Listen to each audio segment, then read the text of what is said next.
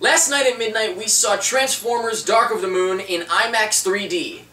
And it was a movie. It was a movie.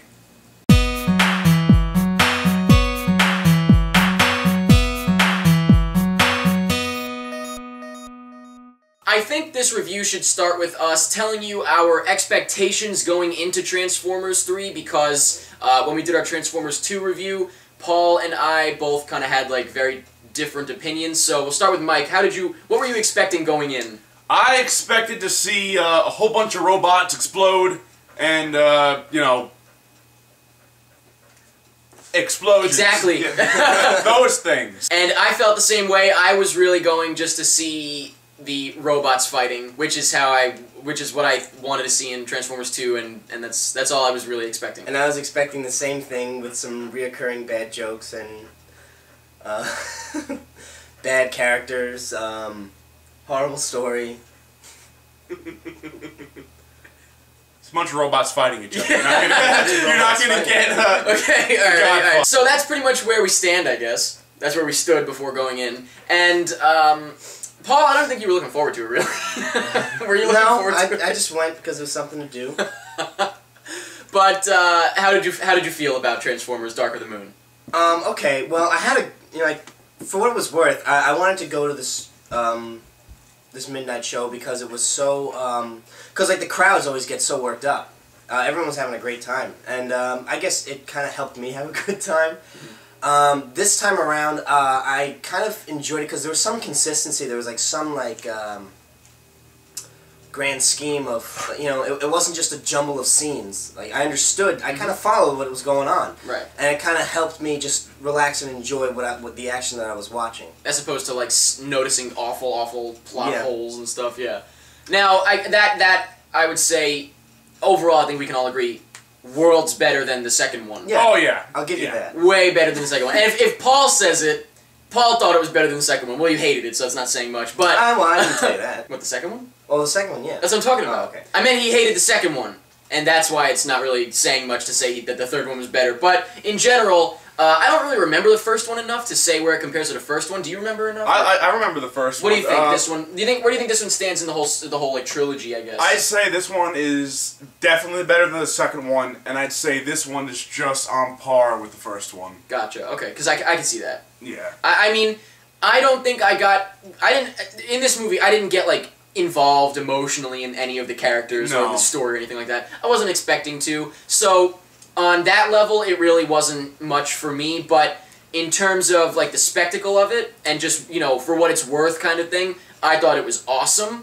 And I think I specifically want to say, like I said, we saw it in IMAX 3D, and it blew my mind. Literally, like 80% of this movie is in the spectacle. Like, if you're gonna go see it at the movie, see it in 3D. Don't waste in IMAX. No, in IMAX 3D. IMAX 3D. Don't waste your money and see it normally. Well, I can't imagine why you'd see it in 2D. Yeah, don't do that. What were we saying as a joke last night? We were like, well, you know what? I don't want to see Transformers in 3D because it takes away from the story. Gosh darn it. Well, how about would you ever buy it when it comes out on DVD? No. Yeah. I would not. So you would say that it's more like a ride than it is like a movie experience. Yes, it really is almost like being on a ride, and it felt like that sometimes. Okay. And really, I really thought that the 3D was incredible. The effects were incredible. I really thought that the effects were nothing compares to this. Definitely the best of the trilogy, the effects-wise. And I already thought that the effects were incredible in the other movies. So this was, I mean, it really was just the people that deserve the people. Like I feel like the people that deserve the praise, you know, like the people that do the effects. They're not going to get the praise they deserve because the movie as a whole is relatively mediocre, story-wise, character-wise, you know. It's not a big thing, but the effects, it's really like, you know, they deserve a lot of like praise, the guys that put that together, because it really is unbelievable. It's amazing. And pretty much with all the faults of Dark of the Moon is pretty much everything that's been wrong in the other Transformers movie. Bad pacing, bad jokes. Too long. And way too long. That's the big thing. Way too long. Way too long. Length of the movie? Yes. It was disappointing because the huge action scenes were happening in the end of the movie. Yeah. And by then, I was kind of already getting tired, so I really wasn't you know, into it as much. Yes. I mean, we did see it at midnight. Like, I don't know how it is. Like, It's still would have been too long. It's still During the 2 day. hours and 30 minutes. It should have been. I'm thinking 2 hours is good. Oh, 2 yeah, hours would have yeah. been good. Now, you know, okay, what would that sacrifice? You know, like sacrifice a couple of effect shots, like, you know. I don't know. I want to sacrifice like a whole bunch of stuff with Shia LaBeouf and his job. Like that could all that stuff could have been cut out. Yeah, it was really like two different movies, I guess, in that sense. You know what, like, that's that's- a separate movie. it's just like that's just it is. It's like bad structure. Like, Yeah, it was don't pretty know- poorly structured. They don't know Yeah. how to develop his character without having like a side story. And speaking of the poor structure, this movie, I don't know what the I don't know if the pacing is the right word, but it would go from super serious to stupid comedy. Yeah, which was not like good. literally Yeah. on the, you know, just a sharp turn into that. You know what I mean? Like immediately from one to the next. Like the beginning, there was this epic intro with all the moon related stuff, yeah, and then yeah. all of a sudden it just shows her ass. Yeah. And it's like, you know, not that that's funny, but it's like, what? Where'd that come from? Out of nowhere. And, you know, so I don't know what the word would be for that exactly. I can't think of the word, but maybe the pacing? I don't know, something like that. Like, here's the thing, like, it just what I get from it is like this attitude of, you know, like, we know that you don't care about all the plot stuff and the humans. Like, you just want to see some robots kick ass.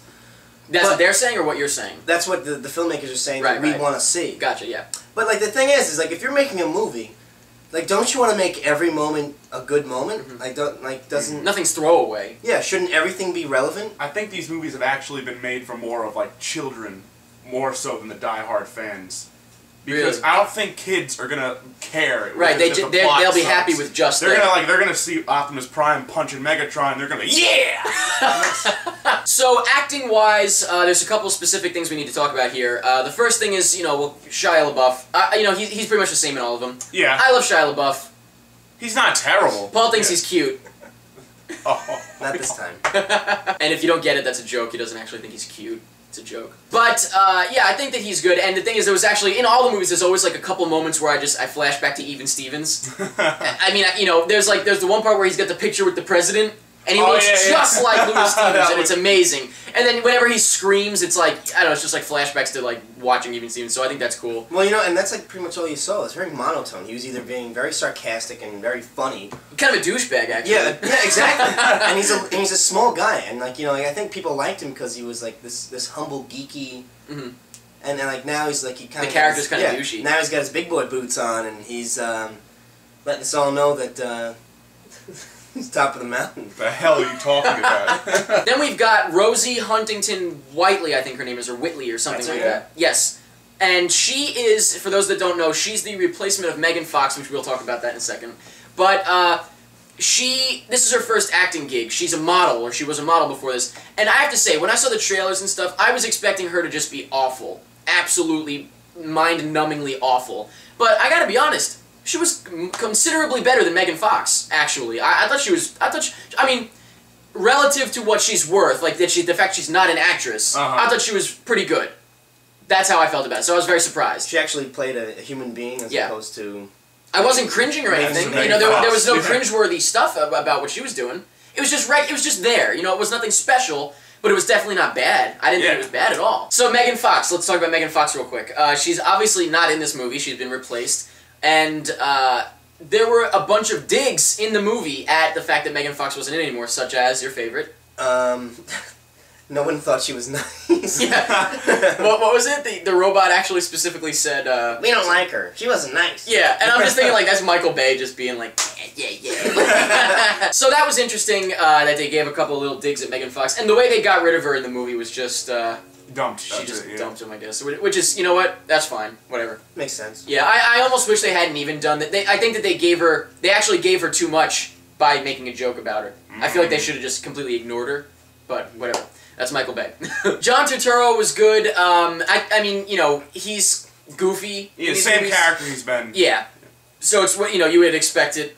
You kind of are, like, on the fence about it. No, but what was nice about it this time around is... and it's the same thing with the parents, is that they made small doses? Yeah, they were in small doses, so they weren't overbearing to watch.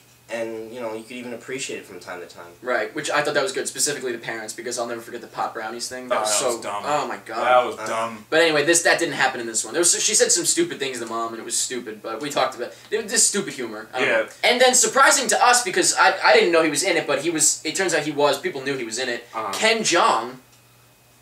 Weird. I was not expecting that, first of all, and second of all, it was just really weird and bizarre. That was where it started to turn. I actually turned to Paul and I was like, what happened? This movie took a weird turn like 5 minutes ago, and it was doing good, and that was weird. That's when the goofy comedy just, like... went full on. Yeah. It was really bizarre. I don't know what the hell happened. I mean, he's funny, but it was really out of place in this movie. Yeah, he was funny here, but and I was laughing. Right. I enjoyed him. I can't not laugh at him. But I was still thinking, like, come on, like, why'd you have to do it? What is this? Like, what is going on? You know, like, there's a time and place for it, and, like, you can't take it serious when there's high stakes, when there's such, like, a high level... They want you to take it seriously, but then they throw in stuff like that, and it's like, well, this is ridiculous. Like, I mean, you know, like, I just, like, in summation of the acting, like, they spent a lot of money getting a lot of big-name stars, and, you know, like, it just seemed like they just sort of rifle them out one after another. It's like, oh, there's John Malkovich, there's Ken Jeong, there's Frances McDormand. And it's like I kind of knew that it would be going to waste because there's no, you know, there's no character development. And you're just wasting your time by hiring these people. I guess it's just like a reassurance that the movie will do well. And I guess that's the filmmakers not having confidence in their product. And speaking of character development, the robots, I feel like they haven't developed. I guess, like, I don't know if they've been, like, developed enough, but I didn't really care about. I wasn't really that emotionally attached to any of the robots. You know what I mean? Well, there was so many of them. I don't know. Like, that's the thing, is I didn't know who was who most of the time. And we were even asking, like, Mike, like, was he in the other movies? Yeah, I didn't remember anything. Like, it's hard to tell when they're fighting. It's hard to tell who's who. Who's bad and who's good? Like, you know, all right, this guy's got a little color on him, so is he good? Yeah. Or is he bad? You know, that was always hard to tell, though. Yeah. If a Decepticon threw some paint on him, like, would you tell? Would I know? I would know. I would think that he was a good guy. They should just do that. And that would have been great, yeah. But, yeah. We said but at the same time. You know what that means? Yell me a Pepsi. So that's all the main stuff we have to say about Transformers Dark of the Moon. I did take some notes, and I'm going to look. There's a couple other little things we wanted to mention, not really any big deals. My first note is that it was very hot in the theater. Yeah, it was very, very hot in the movie theater. No, it was not their fault, but it was very hot in the movie theater, so... What does that to do with the movie? Nothing, but that's my first thing. Then I've got Lincoln Gets Smashed, which kind of makes me imagine him on a beach getting drunk. But there's a part in the movie, and it's the only part that I cried at, where they actually blow up Abe Lincoln, the Lincoln Memorial. What was that? Megatron shoots. Huh? Was it Megatron shoots? Yeah, and that's not a spoiler, right? I mean, who gives a damn, really? No. But Megatron basically blows Abe Lincoln to smithereens and then just sits on his lap, basically. The memorial. Yeah, they don't go back in time. There's no time travel. Two other little things to mention, not really a big deal, but the first one I'll mention is, you know the voice of Captain Hero, what's his name? Jess Harnell, I think, Harnell or something like that. Yes, that sounds right. He plays Ironhide. Yeah, but in this movie he actually said class dismissed. And if you're a fan of Drawn Together, we're all huge fans of Drawn Together. Class dismissed. That's all I can say. When I realized it, that was the funniest thing. And not that it was intentional. I can't imagine it was intentional. But that was really, really funny. And the last thing that we will mention, probably one of the biggest, most important parts of the whole movie, that damn extra. Oh, yeah. He was in the movie. Man. Do you know what, I mean, do you know what we're talking about? If you don't know what we're talking about, don't worry about it. If you know what we're talking about, there's this one extra that's in almost every movie and TV show ever made. They call him, like, the world's most famous extra. Yeah. It's just like this fat kid. It's just this fat guy with curly hair. And glasses. And he's just in every movie in the background. And he just walks by. He walks by at one point and he looks like directly into the camera. It was the greatest thing. Me and Mike were both like, whoa! That wasn't me. Me and Mike were both like, whoa, there he is! Freaked out. Crazy. That was incredible. So overall, that's all we've got to say about Transformers Dark of the Moon, really. It's one of those movies where you really can't get too in-depth with it. I feel like we even got a little bit too in-depth with it. It's really kind of just a surface value thing, like you get what you expect, and what is it? What's the saying? You get what you get, and you don't get upset. I never heard that before.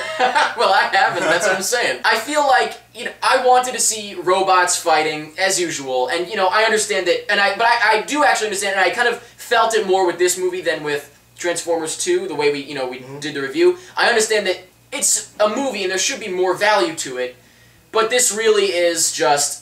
Primarily, it's all about the effects, and really, I really think that they did an amazing job with them. And the 3D, this would be like the first time ever I'd say, go see it in 3D. Yeah. You know what I mean? Go see it in IMAX 3D is what I would tell anybody, because really that was amazing.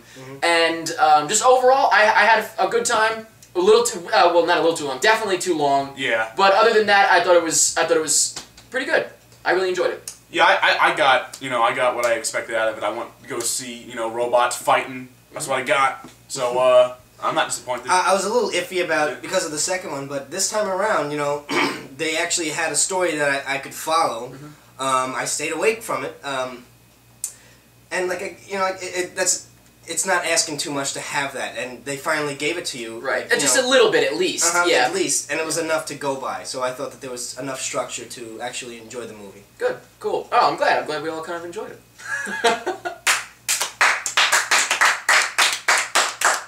So let us know in the comments what you thought of Transformers Dark of the Moon. Let us know what you thought of the second one. Or I guess both of them, but really the second one, because I feel like that's the one that's widely known as, it was pretty bad in general as a whole. So let us know, kind of compared to the second one. I feel like most people are going to like this one better than the second one. Oh, yeah, definitely. Let us know what you thought of the 3D and the IMAX 3D, if you saw it in IMAX 3D, hopefully.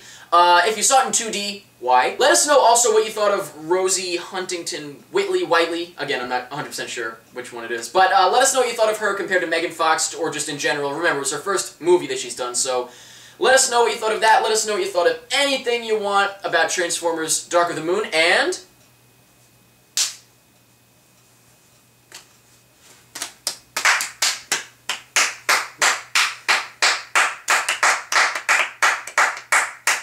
that's pretty much it.